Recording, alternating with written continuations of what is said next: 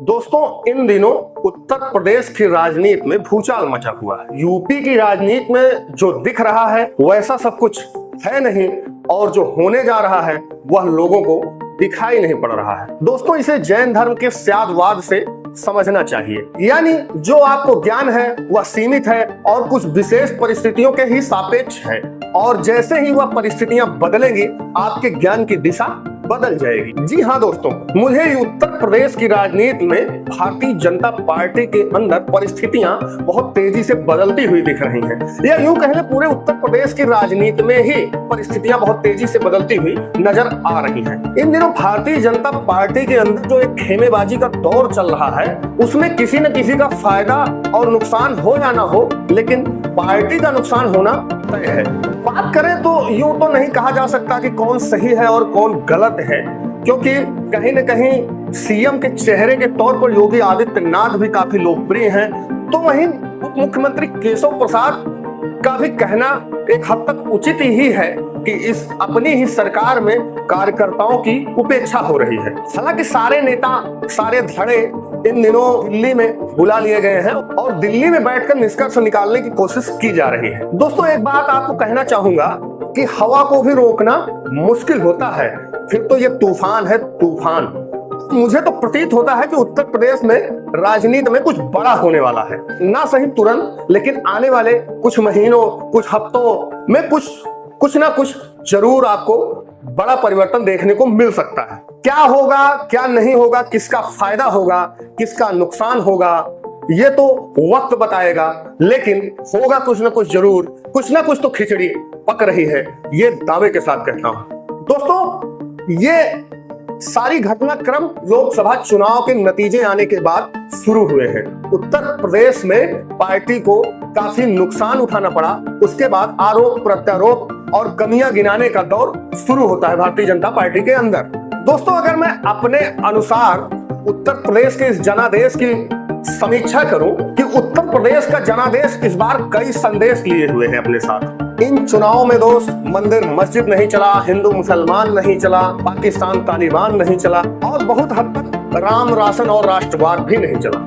तो फिर आखिर सवाल आता है कि चला क्या? संविधान पर हमले का प्रोपोगंडा चला, आरक्षण चला, महंगाई चला, अग्निवीर चला, और सबसे ज्यादा पेपर लीक चला, गांव ग्रामीण की समस्याएं चली, पुलिस का डंडा चला, तहसीलों का भ्रष्टाचार चला, थानों का भ्रष्टाचार चला, प्रशासन का मकड़ जाल चला, मध्यम वर्ग पर टैक्स की मार चली, व्यापारी की जीएसटी के कारण बेहाली चली, गांवों में तबाह आर्थिक स्थिति चली, और अंत में जो सबसे ज्यादा चला, आपके सांसदों का अहंकार चला। दोस्तों, इस जनादेश का संदेश साफ है कि अब बातें नहीं चाहिए, लोगों को बदलाव होते हुए अपनी आंखों के आगे दिखाई पड़ना चाहिए। अयोध्या से बीजेपी हार गई, संदेश साफ दीवार पर लिखा है, राम रोम रोम में है, लेकिन जो आपको दायित्व दिया है उसका पूरी तरह से निर्वहन कीजिए, उसकी मर्यादा न लांघे, काम करो, जनता का जीवन आसान करो, ना कि जनता के जीवन में और आप कठिनाई लाएं।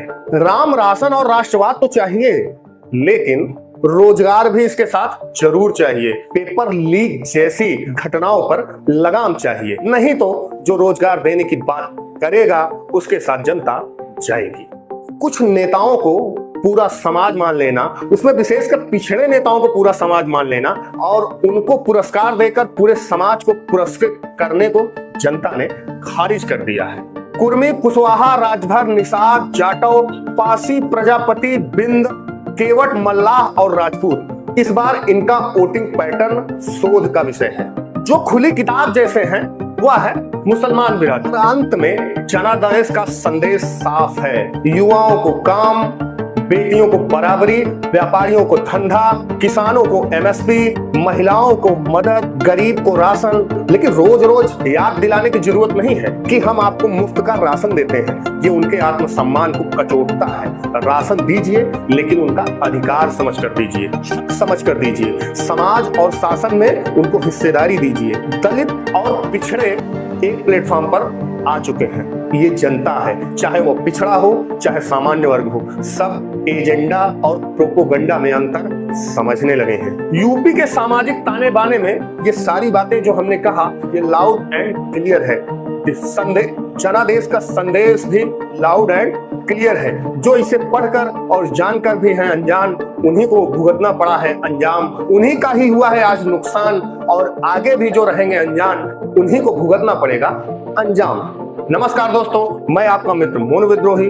आप ऐसे ही देखते रहें 6 PM न्यूज, पाते रहें बेहतरीन खबरें, सबसे सटीक और सबसे तेज। YouTube पर चैनल के पेज को सब्सक्राइब करें, Facebook पर पेज को फॉलो